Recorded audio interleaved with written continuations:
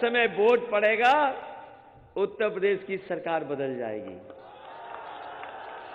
आपने देखा होगा बीजेपी के नेता ABCD सीख के आ रहे हैं आजकल, जो कभी हम लोग बचपन में सीखते थे कि A फॉर ये, B फॉर ये, C फॉर ये। इधर बीजेपी वाले बहुत सीख रहे हैं ABCD। इसलिए हम उन्हें कहना चाहते हैं कि काका चले गए तो बाबा भी चले जाएंगे, इन्हें बाबा को भी कोई नहीं बचा पाएगा। काले कानून, अगर काले कानून चले गए हैं, काका चले गए तो बाबा भी चले जाएंगे, इन्हें कोई बचा नहीं पाएगा। कितना झूठ बोलते हैं ये लोग, सोचो। इनसे अच्छा, इनसे बड़ा झूठ कोई नहीं बोलता। अगर इनके छोटे नेताओं के भाषण सुनोगे तो छोटा झूठ बोल रहे हैं, और इनके बड़े नेताओं के भाषण सुनोगे तो बड़े झूठ बोल रहे हैं, और जो सबसे बड़े नेता हैं वो सफेद झूठ बोल रहे हैं।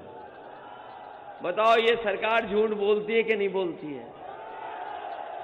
याद है किसान भाइयों, आपसे वादा किया था कि 2022 सरकार बनेगी, 2022 तक किसानों की आय दोगुनी हो जाएगी।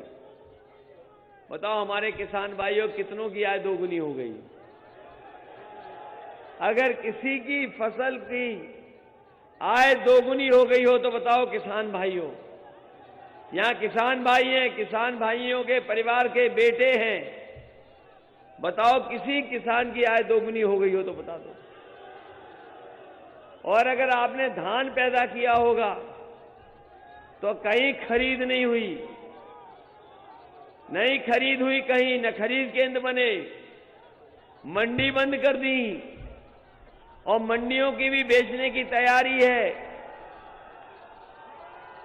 बताओ धान की कोई कीमत मिली आपको? धान की भी लूट हो गई। और अभी जब खाद लेने गए होगे आप लोग, बताओ किसी को खाद मिली कि नहीं मिली? न DAP मिली, न खाद दे पाए, न DAP दे पाए। और इन्होंने याद है कहा था कि हवाई चप्पल पहनने वाला हवाई जहाज में बैठेगा। जो हवाई चप्पल पहनने वाले वो हवाई जहाज में बैठेंगे। लेकिन 5 साल में डीजल पेट्रोल इतना महंगा किया है कि हमारे गरीब की गाड़ी नहीं चल सकती, नौजवानों की मोटरसाइकिल नहीं चल पा रही है, और पेट्रोल 100 के पार हो गया कि नहीं हो गया? इनकी सरकार आ गई तो याद रखना पेट्रोल 200 रुपए बिकेगा, 200 रुपए। महंगाई बढ़ाने का काम किया है, और हमारी गरीबों की जेब से पैसा निकाल करके अमीरों की तिजोरी भरने का काम किया है।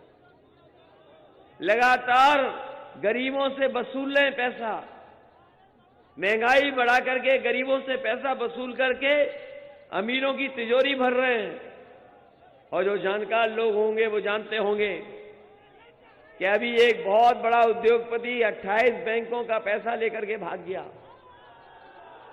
हम और आप लोग पहले तो बैंक पैसा नहीं देती हैं, अगर बैंक से पैसा लेने जाएं तो हमें अपनी जमीन रखनी पड़ती है, मकान रखना पड़ता है, न जाने कितने चक्कर लगवाते हैं, तब जाकर के हमें और आपको पैसा मिलता है बैंकों से। लेकिन पता नहीं जब से भारतीय जनता पार्टी की सरकार आई है, बैंकों का लोग पैसा लेकर के भाग रहे हैं। और ये उद्योगपति पहला नहीं भागा है। याद करो, पहले भी भारत से तमाम उद्योगपति पैसा लेकर के भाग गए कि नहीं भाग गए? और जो भागे उद्योगपति हैं वो बताओ कहां के हैं सब? जो अभी भागा है पैसा लेकर के, बताओ कहां का है? और जो पैसे पहले लेके भागे वो कहां के थे? तो बताओ इनसे उत्तर प्रदेश को बचाओगे कि नहीं बचाओगे? शायद ही पहली बार आतंकवादियों ने धमाका किया होगा, वहां भी काफी लोग मारे गए। लेकिन इन्होंने क्या किया साथियों, इन्होंने क्या किया? यहां समाजवादी पार्टी का जो चुनाव सिंबल है ना, उनका चुनाव का निशान है ना, तो शुरू में जो बम धमाके हुए वो सारे के सारे बम धमाके उन्होंने बम साइकिल पर रखे हुए थे। आप देखिए, साइकिल पे बम रखे हुए थे और जहां लोग सब्जी वगैरह खरीदने के लिए आते हैं वही साइकिल पार्क करके चले गए थे और एक समय चारों तरफ ये साइकिलों पर रखे हुए बम धमाके फूटे। मैं हैरान हूं, ये साइकिल को उन्होंने क्यों पसंद की। आप याद करिए, इनके समय में आपके गांवों में दिन में कितने घंटे बिजली आती थी? याद करिए, हफ्ते में कितने घंटे बिजली आती थी? मुझे बराबर याद है, उत्तर प्रदेश में बिजली अगर आती है तो खबर बन जाती थी एक जमाने में। बिजली का जाना स्वाभाविक था। जैसे घर में कभी साल में एक दो बार मेहमान आ जाए, वैसे बिजली यहां मेहमान की तरह आती थी। ये भी याद करिए कि एक बार अगर ट्रांसफार्मर जल गया,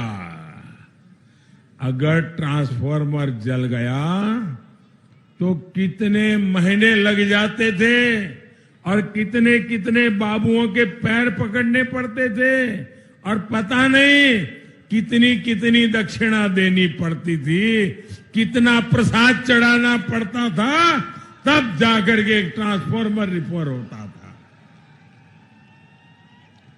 ये गौर परिवारवादी आपको बिजली नहीं, बिजली का झटका देने के लिए तैयार बैठे हैं।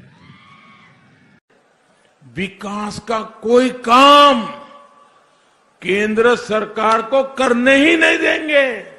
अरे इतने शर्माते थे, शायद भीतर से इतने कांपते थे कि मैं यहां आता था, कार्यक्रम करता था, वो मेरे साथ मंच पे नहीं आते थे, एयरपोर्ट से ही भाग जाते थे। उनको डर लगता था कि कहीं कुछ पूछ लेंगे और मैं कुछ जवाब नहीं दे पाऊंगा तो क्या होगा। साथियों, यूपी में गरीब के लिए काम तब शुरू हुआ जब 2017 में आपने यहां डबल इंजन की सरकार बनाई। सुरक्षित मान करके बैठे थे, वो भी हाथ से निकल रही है।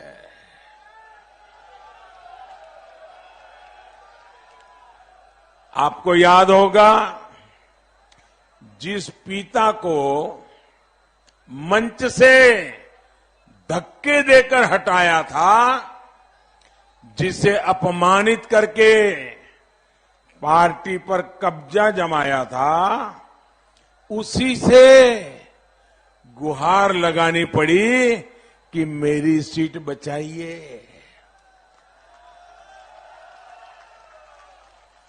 जब मुख्यमंत्री पद का उम्मीदवार ही अपनी ही सीट पर असुरक्षित हो तो हवा के रुख का पता आसानी से लगाया जा सकता है।